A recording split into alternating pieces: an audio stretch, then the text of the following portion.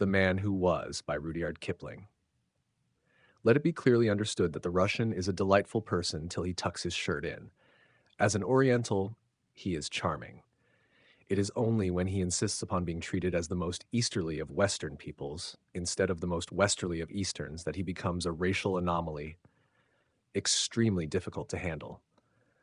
The host never knows which side of his nature is going to turn up next. Durkovich was a Russian of the Russians, as he said, who appeared to get his bread by serving the Tsar as an officer in a Cossack regiment, and corresponding for a Russian newspaper with a name that was never twice the same. He was a handsome young Oriental with a taste for wandering through unexplored portions of the earth, and he arrived in India from nowhere in particular. At least, no living man could ascertain whether it was by way of Balkh, Budukshan, Chitral, Baluchistan, Nepal, or anywhere else. The Indian government, being in an unusually affable mood, gave orders that he was to be civilly treated and shown everything that was to be seen. So he drifted, talking bad English and worse French, from one city to another, till he forgathered with Her Majesty's White Hussars in the city of Peshawar, which stands at the mouth of that narrow, sorrow sword cut in the hills that men call the Khyber Pass. He was undoubtedly an officer, and he was decorated, after the manner of the Russians, with little enameled crosses, and he could talk. And though this has nothing to do with his merits, he had been given up as a hopeless task or case by the Black Tyrones, who, individually and collectively, with hot whiskey and honey, mulled brandy, and mixed spirits of all kinds, had striven in all hospitality to make him drunk. And when the Black Tyrones, who are exclusively Irish, fail to disturb the peace of head of a foreigner, that foreigner is certain to be a superior man. This was the argument of the Black Tyrones, but they were ever an unruly and self-opinionated regiment, and they allowed junior subalterns of 4 years' service to choose their wines. The spirits were always purchased by the colonel and a committee of majors, and a regiment that would so behave may be respected but cannot be loved. The White Hussars were as conscientious in choosing their wine as in charging the enemy. There was a brandy that had been purchased by a cultured colonel a few years after the Battle of Waterloo. It has been maturing ever since, and it was a marvelous brandy at the purchasing. The memory of that liquor would cause men to weep as they lay dying in the teak forests of Upper Burma or the slime of the Irrawaddy. And there was a port which was notable, and there was a champagne of an obscure brand which always came to mess without any labels, because the White Hussars wished none to know where the source of supply might be found. The officer on whose head the champagne choosing lay was forbidden the use of tobacco for 6 weeks previous to sampling. This particularity of detail is necessary to emphasize the fact that that champagne, that port, and above all, that brandy, the green and yellow and white liqueurs did not count, was placed at the absolute disposition of Durkovich, and he enjoyed himself hugely, even more than among the Black Tyrones. But he remained distressingly European through it all. The White Hussars were my dear true friends, fellow soldiers glorious, and brothers inseparable. He would unburden himself by the hour on the glorious future that awaited the combined arms of England and Russia, when their hearts and their territory should run side by side, and the great mission of civilizing Asia should begin. That was unsatisfactory, because Asia is not going to be civilized after the methods of the West. There is too much Asia, and she is too old. You cannot reform a lady of many lovers, and Asia has been insatiable in her flirtations aforetime. She will never attend Sunday school or learn to vote save with swords for tickets. Durkovich knew this as well as anyone else, but it suited him to talk special correspondently and to make himself as genial as he could. Now and then he volunteered a very little, information about his own Satnia of Cossacks, left apparently to look after themselves somewhere at the back of beyond. He had done rough work in Central Asia, and had seen rather more help-yourself fighting than most men of his years. But he was careful never to betray his superiority, and more than careful to praise on all occasions the appearance, drill, uniform, and organization of Her Majesty's White Hussars, and, indeed, they were a regiment to be admired. When Mrs. Durgan, widow of the late Sir John Durgan, arrived in their station, and after a short time had been proposed to by every single man at mess, she put the public sentiment very neatly when she explained that they were all so nice that unless she could marry them all, including the colonel and some majors who were already married, she was not going to content herself with one of them. Wherefore she wedded a little man in a rifle regiment, being by nature contradictious, and the White Hussars were going to wear crape on their arms, but compromised by attending the wedding in full force and lining the aisle with unutterable reproach. She had jilted them all, from Bassett Holmer, the senior captain, to little Mildred, the last subaltern, and he could have given her 4,000 a year and a title. He was a viscount, and on his arrival, the mess had said he had better go into the guards, because they were all sons of large grocers and small clothiers in the Hussars. But Mildred begged very hard to be allowed to stay, and behaved so prettily that he was forgiven, and became a man, which is much more important than being any sort of viscount. The only persons who did not share the general regard for the White Hussars were a few thousand gentlemen of Jewish extraction who lived across the border and answered to the name of Pathan. They had only met the regiment officially, and for something less than 20 minutes, but the interview, which was complicated with many casualties, had filled them with prejudice. They even called the White Hussars children of the devil, and sons of persons whom it would be perfectly impossible to meet in decent society. Yet they were not above making their aversion fill their money belts. The regiment possessed carbines, beautiful Martini Henry carbines, that would cob a bullet into an enemy's camp at 1,000 yards, and were even handier than the long rifle. Therefore, they were coveted all along the border, and since demand inevitably breeds supply, they were supplied at the risk of life and limb for exactly their weight in coined silver, 7½ pounds of rupees, or 16 pounds and a few shillings each, reckoning the rupee at par. They were stolen at night by snaky-haired thieves that crawled on their stomachs under the nose of the sentries. They disappeared mysteriously from arm racks, and in the hot weather, when all the doors and windows were open, they vanished like puffs of their own smoke. The border people desired them first for their own family vendettas, 10, and then for contingencies. But in the long, cold nights of the northern Indian winter, they were stolen most extensively. The traffic of murder was liveliest among the hills at that season, and prices ruled high. The regimental guards were first doubled and then trebled. A trooper does not much care if he loses a weapon. Government must make it good, but he deeply resents the loss of his sleep. The regiment grew very angry, and one night thief who managed to limp away bears the visible marks of their anger upon him to this hour. That incident stopped the burglaries for a time, and the guards were reduced accordingly, and the regiment devoted itself to polo with unexpected results, for it beat by 2-1 that very terrible polo corps of the Lushkar Light Horse, though the latter had 4 ponies apiece for a short hour's fight, as well as a native officer who played like a lambent flame across the ground. Then they gave a dinner to celebrate the event. The Lushkar team came, and Durkovich came in the full uniform of Cossack officer, which is as full as a dressing gown, and was introduced to the Lushkars and opened his eyes as he regarded them. They were lighter men than the Hussars, and they carried themselves with the swing that is the peculiar right of the Punjab frontier force and all irregular horse. Like everything else in the service, it has to be learned, but unlike many things, it is never forgotten and remains on the body till death. The great beam-roofed mess room of the White Hussars was a sight to be remembered. All the mess plate was on the long table, the same table that had served up the bodies of 5 dead officers in a forgotten fight long and long ago. The dingy, battered standards faced the door of entrance. Clumps of winter roses lay between the silver candlesticks. The portraits of eminent officers deceased looked down on their successors from between the heads of Sambur, Nilgai, my corps, and pride of all the mess, 2 grinning snow leopards that had cost Bassett Holmer 4 months' leave that he might have spent in England instead of on the road to Tibet, and the daily risk of his life on ledge, snowslide, and glassy grass slope. The servants, in spotless white muslin and the crest of their regiments on the brow of their turbans, waited behind their masters, who were clad in the scarlet and gold of the white hussars and the cream and silver of the Lushkar light horse. Durkovich's dull green uniform was the only dark spot at the board, but his big onyx eyes made up for it.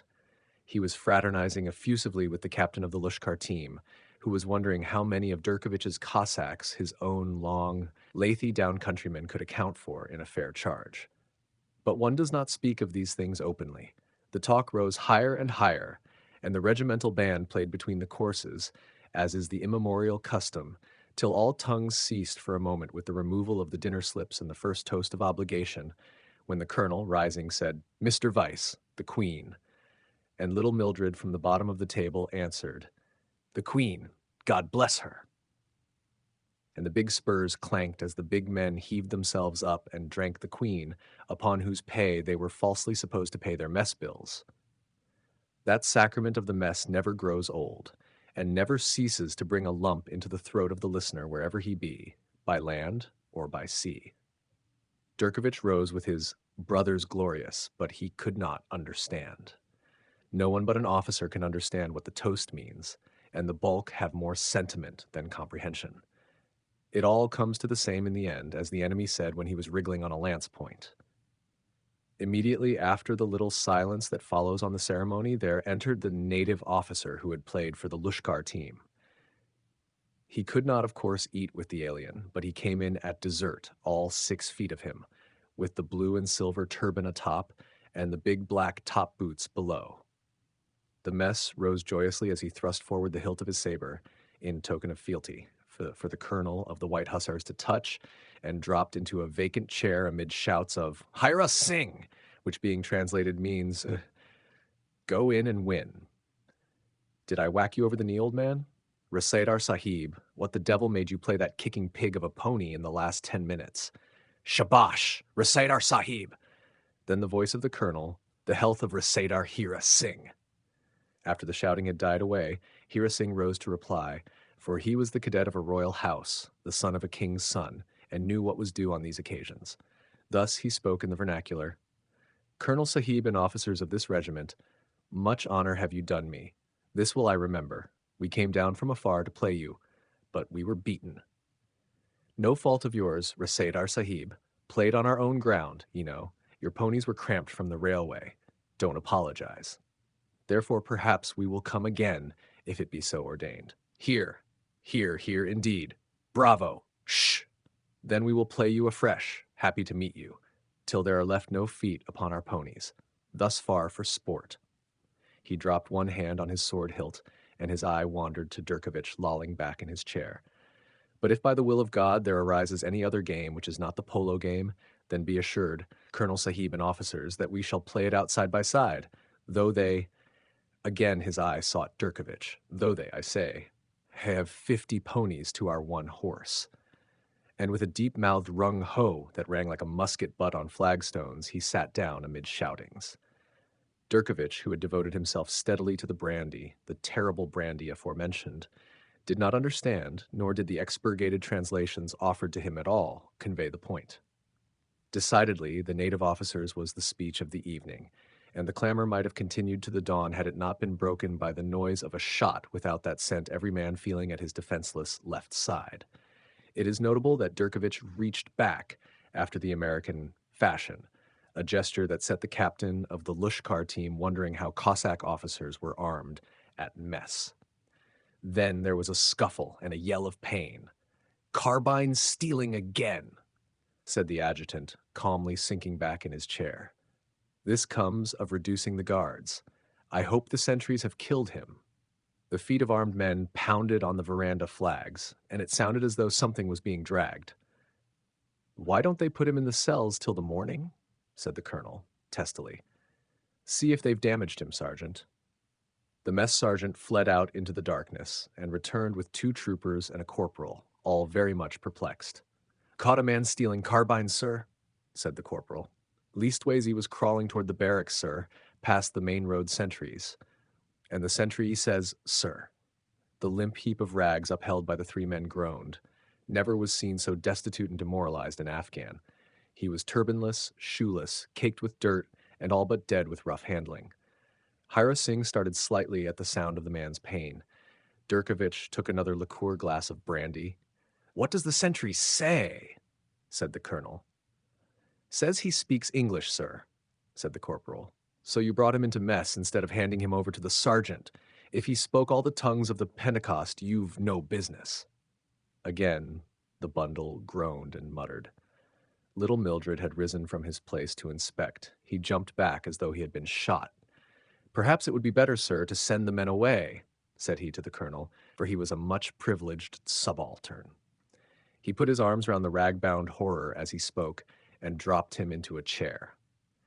It may not have been explained that the littleness of Mildred lay in his being 6'4" and big in proportion. The corporal, seeing that an officer was disposed to look after the capture and that the colonel's eye was beginning to blaze, promptly removed himself and his men. The mess was left alone with the carbine thief, who laid his head on the table and wept bitterly, hopelessly, and inconsolably, as little children weep. Hira Singh leaped to his feet with a long-drawn vernacular oath. "Colonel Sahib," said he, "that man is no Afghan, for they weep, 'Aye, aye,' nor is he of Hindustan, for they weep, 'Oh, ho.' He weeps after the fashion of the white men who say, 'Ow, ow.'" "Now, where the dickens did you get that knowledge, Hira Singh?" said the captain of the Lushkar team. "Hear him," said Hira Singh simply, pointing at the crumpled figure that wept as though it would never cease. "He said, 'My God,'" said little Mildred. "I heard him say it." The colonel in the mess room looked at the man in silence. It is a horrible thing to hear a man cry. A woman can sob from the top of her palate, or her lips, or anywhere else, but a man cries from his diaphragm and it rends him to pieces. Also, the exhibition causes the throat of the onlooker to close at the top. "Poor devil," said the colonel, coughing tremendously. "We ought to send him to hospital. He's been manhandled." Now the adjutant loved his rifles. They were to him as his grandchildren, the men standing in the first place. He grunted rebelliously, "I can understand an Afghan stealing because he's made that way, but I can't understand his crying. That makes it worse." The brandy must have affected Durkovich, for he lay back in his chair and stared at the ceiling. There was nothing special in the ceiling beyond a shadow as of a huge black coffin. Owing to some peculiarity in the construction of the mess room, this shadow was always thrown when the candles were lighted. It never disturbed the digestion of the white hussars. They were, rather proud of it. "Is he going to cry all night?" said the colonel. "Or are we supposed to sit up with little Mildred's guest until he feels better?" The man in the chair threw up his head and stared at the mess. Outside, the wheels of the first of those bidden to the festivities crunched the roadway. "Oh, my God!"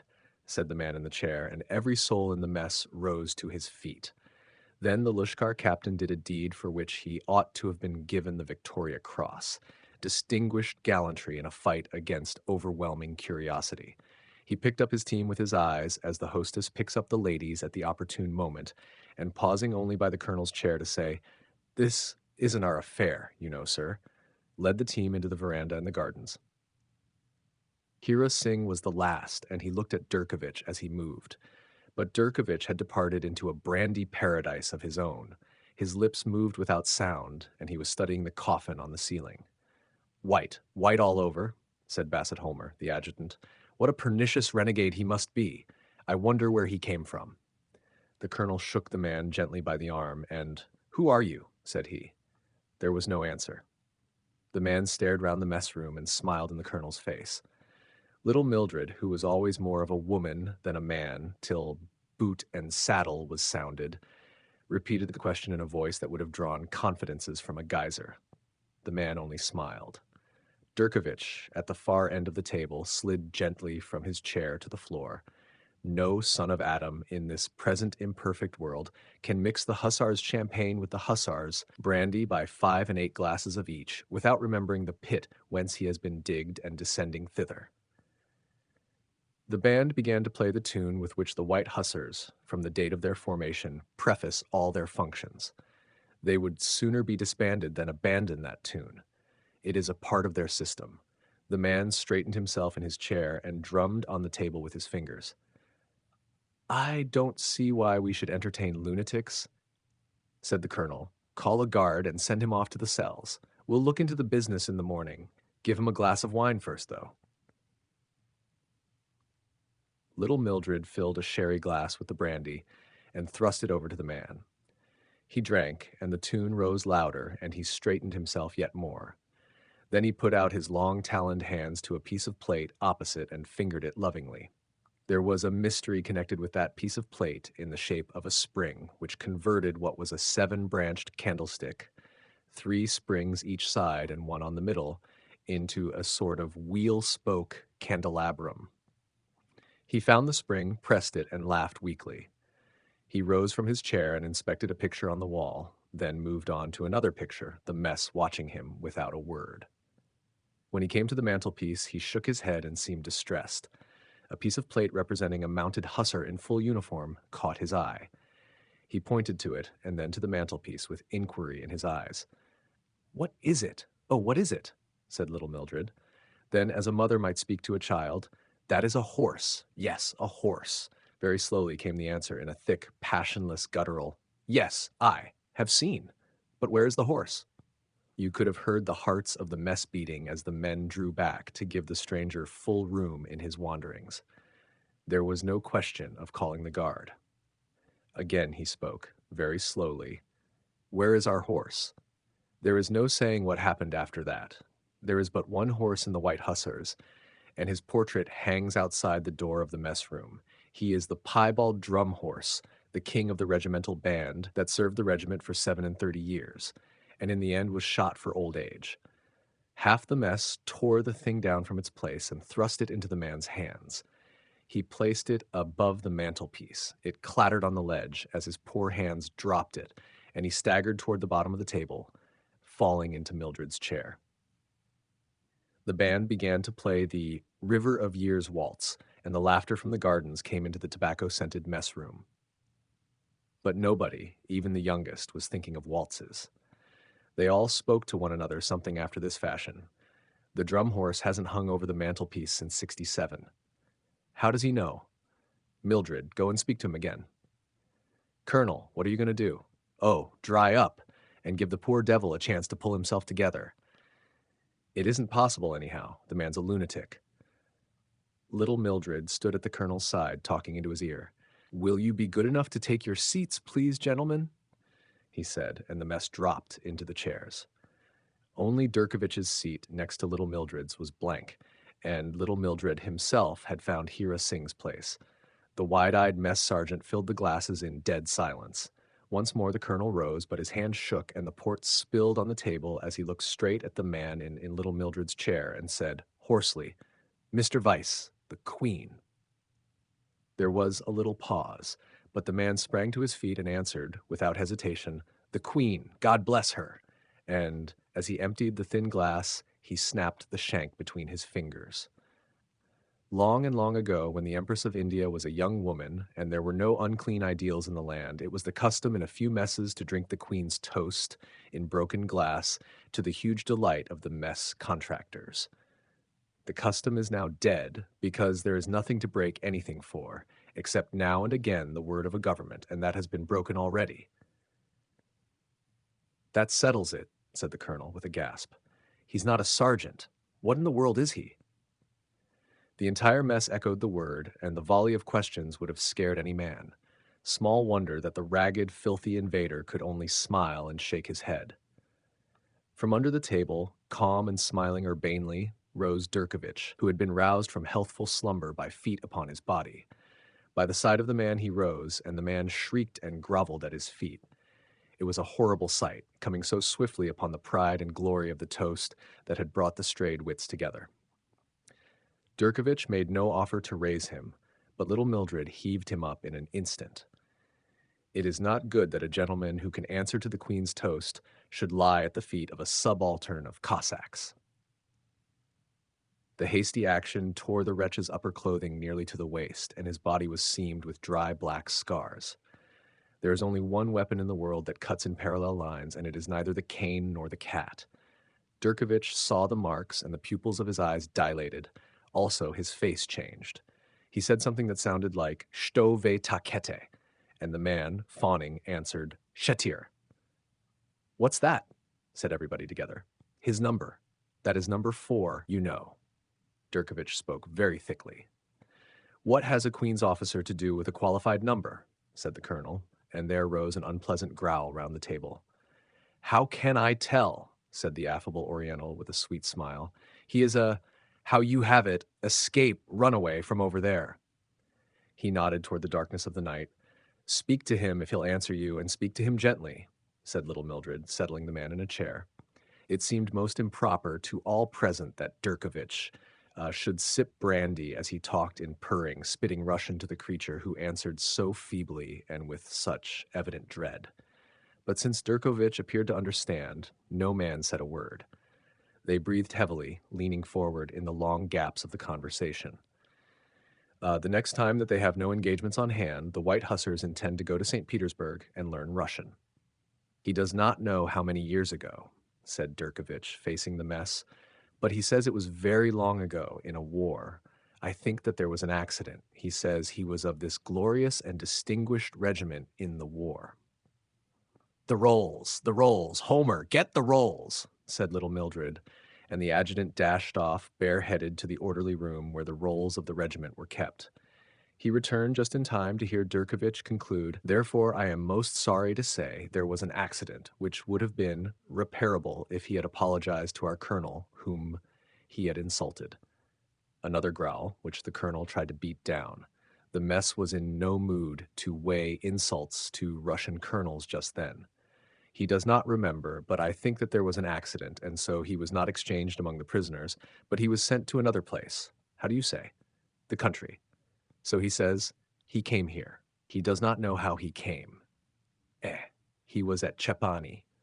The man caught the word, nodded, and shivered. "At Jigansk and Irkutsk. 20. I cannot understand how he escaped. He says, too, that he was in the forests for many years, but how many years he has forgotten, that with many things. It was an accident, done because he did not apologize to our colonel." Ah! Instead of echoing Durkovich's sigh of regret, it is sad to record that the White Hussars livelily exhibited unchristian delight and other emotions, hardly restrained by their sense of hospitality. Homer flung the frayed and yellow regimental rolls on the table, and the men flung themselves atop of these. "Steady! 56, 55, 54, said Homer. "Here we are. Lieutenant Austin Limison missing. That was before Sebastopol. What an infernal shame! Insulted one of their colonels and was quietly shipped off. 30 years of his life wiped out. But he never apologized. Said he'd see him first," chorused the mess. "Poor devil. I suppose he never had the chance afterward. How did he come here?" said the colonel. The dingy heap in the chair could give no answer. "Do you know who you are?" It laughed weakly. "Do you know that you are Limison, Lieutenant Limison of the White Hussars?" Swift as a shot came the answer, in a slightly surprised tone. "Yes, I'm Limison, of course." The light died out in his eyes, and he collapsed afresh, watching every motion of Durkovich with terror. A flight from Siberia may fix a few elementary facts in the mind, but it does not lead to continuity of thought. The man could not explain how, like a homing pigeon, he had found his way to his own old mess again. Of what he had suffered or seen, he knew nothing. He cringed before Durkovich as instinctively as he had pressed the spring of the candlestick, sought the picture of the drum horse, and answered to the Queen's toast. The rest was a blank that the dreaded Russian tongue could only in part remove. His head bowed on his breast, and he giggled and cowered alternately. The devil that lived in the brandy prompted Durkovich at this extremely inopportune moment to make a speech. He rose, swaying slightly, gripped the table edge, while his eyes glowed like opals, and began. "Fellow soldiers glorious, true friends and hospitables, it was an accident and deplorable, most deplorable." Here he smiled sweetly all round the mess. "But you will think of this little thing. So little, is it not? The Tsar, posh, I snap my fingers at him. Do I believe in him? No. But the Slav who has done nothing, him I believe. 70. How much? Millions that have done nothing, not one thing. Napoleon was an episode." He banged a hand on the table. "Here, you old peoples, we have done nothing in the world out here. All our work is to do, and it shall be done, old peoples. Get away." He waved his hand imperiously and pointed to the man. You see him. He is not good to see. He was just one little, oh, so little accident that no one remembered. Now he is that. So will you be, brother soldier so brave? So will you be. But you will never come back. You will all go where he has gone, or, he pointed to the great coffin shadow on the ceiling and muttering, 70 millions. Get away, you old people. Fell asleep. Sweet and to the point, said little Mildred. What's the use of getting wroth? Let's make the poor devil comfortable. But that was a matter suddenly and swiftly taken from the loving hands of the white hussars. The lieutenant had returned only to go away again 3 days later when the wail of the Dead March and the tramp of the squadrons told the wondering station that saw no gap in the table. An officer of the regiment had resigned his newfound commission. And Durkovich, bland, supple, and always genial, went away too by a night train. Little Mildred and another saw him off, for he was the guest of the mess, and even had he smitten the colonel with the open hand, the law of the mess allowed no relaxation of hospitality. Goodbye, Durkovich, and a pleasant journey, said little Mildred. Au revoir, my true friends, said the Russian. Indeed, but we thought you were going home? Yes, but I will come again. My friends, is that road shut? He pointed to where the North Star burned over the Khyber Pass. By Jove, I forgot. Of course. Happy to meet you, old man, any time you like. Got everything you want, cheroots, ice, bedding? That's all right. Well, au revoir, Durkovich. Said the other man as the taillights of the train grew small. Of, all unmitigated. Little Mildred answered nothing but watched the North Star and hummed a selection from a recent burlesque that had much delighted the White Hussars. It ran, I'm sorry for Mr. Bluebeard. I'm sorry to cause him pain, but a terrible spree there's sure to be when he comes back again.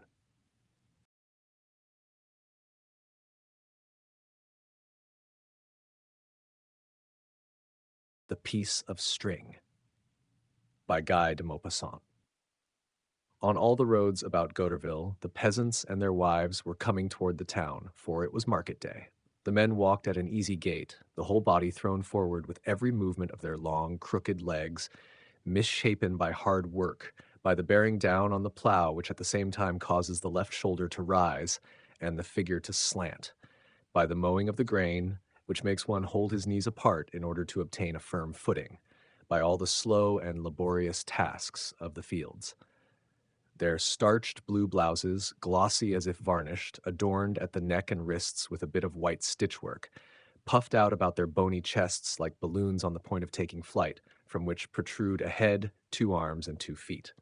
Some of them led a cow or a calf at the end of a rope, and their wives, walking behind the beast, lashed it with a branch still covered with leaves to hasten its pace. They carried on their arms great baskets, from which heads of chickens or of ducks were thrust forth, and they walked with a shorter and quicker step than their men, their stiff, lean figures wrapped in scanty shawls pinned over their flat breasts, their heads enveloped in a white linen cloth close to the hair, with a cap over all.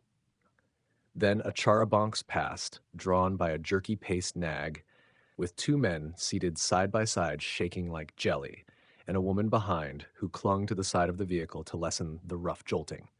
On the square at Goderville there was a crowd, a medley of men and beasts, the horns of the cattle, the high hats, with a long hairy nap of the wealthy peasants, and the head dresses of the peasant women appeared on the surface of the throng, and the sharp, shrill, high-pitched voices formed an incessant, uncivilized uproar, over which soared at times a roar of laughter from the powerful chest of a sturdy yokel, or the prolonged bellow of a cow fastened to the wall of a house. There was an all-pervading smell of the stable, of milk, of the dunghill, of hay, and of perspiration, that acrid, disgusting odor of man and beast peculiar to country people. Master Hoshikorn of Breaute had just arrived at Goderville and was walking toward the square when he saw a bit of string on the ground. Master Hoshikorn, economical like every true Norman, thought that it was well to pick up everything that might be of use, and he stooped painfully, for he suffered with rheumatism. He took the piece of slender cord from the ground and was about to roll it up carefully when he saw Master Malandane, the harness maker, standing in his doorway and looking at him. They had formerly had trouble on the subject of a halter, and had remained at odds, being both inclined to bear malice.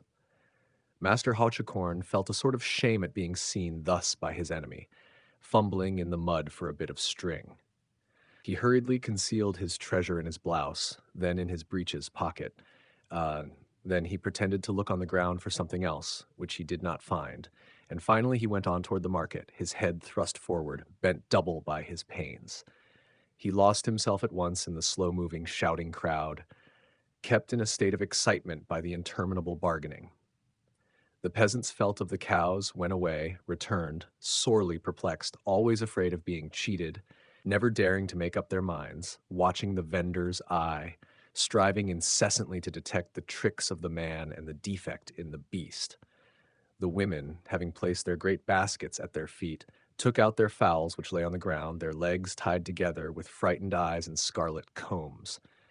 They listened to offers, adhered to their prices, short of speech and impassive of face, or else, suddenly deciding to accept the lower price offered, they would call out to the customer as he walked slowly away, "All right, Mastanthime, you can have it." Then, little by little, the square became empty, and when the Angelus struck midday, those who lived too far away to go home betook themselves to the various inns. At Jourdain's, the common room was full of customers, as the great yard was full of vehicles of every sort: carts, cabriolets, char-a-banc, tilburys, unnamable carriages, shapeless, patched, with their shafts reaching heavenward like arms, or with their noses in the ground and their tails in the air. The vast fireplace, full of clear flame, cast an intense heat against the backs of the row on the right of the table. 3 spits were revolving, laden with chickens, pigeons, and legs of mutton, and a delectable odor of roast meat and of gravy, dripping from the brown skin, came forth from the hearth, stirred the guests to merriment, and made their mouths water. All the aristocracy of the plough ate there at Mas Jourdain's, the innkeeper and horse trader, a shrewd rascal who had money. The dishes passed and were soon emptied, like the jugs of yellow cider. Everyone told of his affairs, his sales, and his purchases. They inquired about the crops. The weather was good for green stuffs, but a little wet for wheat. Suddenly a drum rolled in the yard, in front of the house. In an instant everybody was on his feet, save a few indifferent ones, and they all ran to the door and windows with their mouths still full and napkins in hand.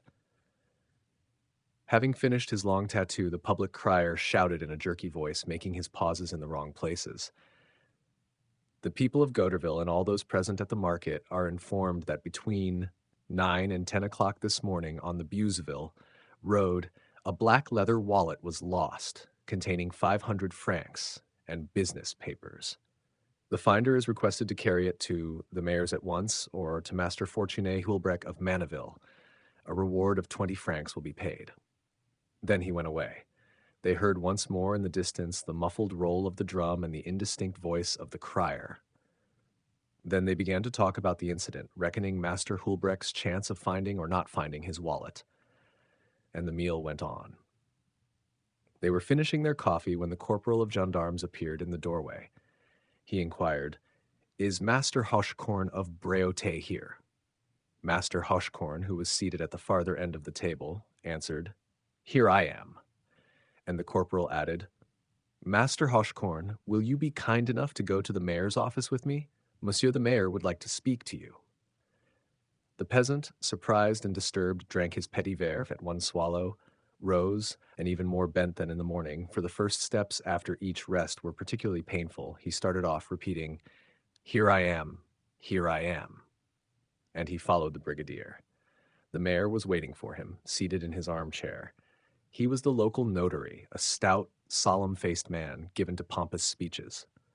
"Master Hauchicorn," he said, "you were seen this morning on the Buesville road to pick up the wallet lost by Master Hulbrecht of Manaville." The rustic, dumbfounded, stared at the mayor, already alarmed by this suspicion which had fallen upon him, although he failed to understand it. I picked up that wallet? Yes, you. On my word of honor, I didn't even so much as see it." "You were seen? They saw me? Me? Who was it saw me?" "Monsieur Malandin, the harness maker." Thereupon the old man remembered and understood, and flushing with anger, he cried, "Ah, he saw me, did he, that sneak? He saw me pick up this string. Look, Monsieur Mayor." And fumbling in the depths of his pocket, he produced the little piece of cord. But the mayor was incredulous and shook his head. You won't make me believe, Master Hashicorn, that Monsieur Malandan, who is a man deserving of credit, mistook this string for a wallet. The peasant, in a rage, raised his hand, spit to one side to pledge his honor, and said, It's God's own truth, the sacred truth, all the same, Monsieur Mayor. I say it again, by my soul and my salvation. After picking it up, rejoined the mayor, you hunted a long while in the mud to see if some piece of money hadn't fallen out. The good man was suffocated with wrath and fear. If anyone can tell lies like that to ruin an honest man, if anyone can say, to no purpose did he protest, he was not believed. He was confronted with Monsieur Malandin, who repeated and maintained his declaration. They insulted each other for a whole hour. At his own request, Master Hachicorn was searched. They found nothing on him. At last the mayor, being sorely perplexed, discharged him, but warned him that he proposed to inform the prosecuting attorney's office and to ask for orders. The news had spread.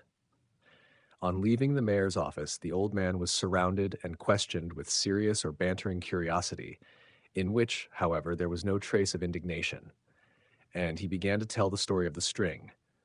They did not believe him. They laughed. He went his way, stopping his acquaintances, repeating again and again his story and his protestations, showing his pockets turned inside out to prove that he had nothing. They said to him, You old rogue, va! And he lost his temper, lashing himself into a rage, feverish with excitement, desperate because he was not believed, at a loss what to do, and still telling his story. Night came. He must needs go home. He started with 3 neighbors, to whom he pointed out the place where he had picked up the bit of string, and all the way he talked of his misadventure. During the evening, he made a circuit of the village of Breaute in order to tell everybody about it. He found none but incredulous listeners. He was ill over it all night.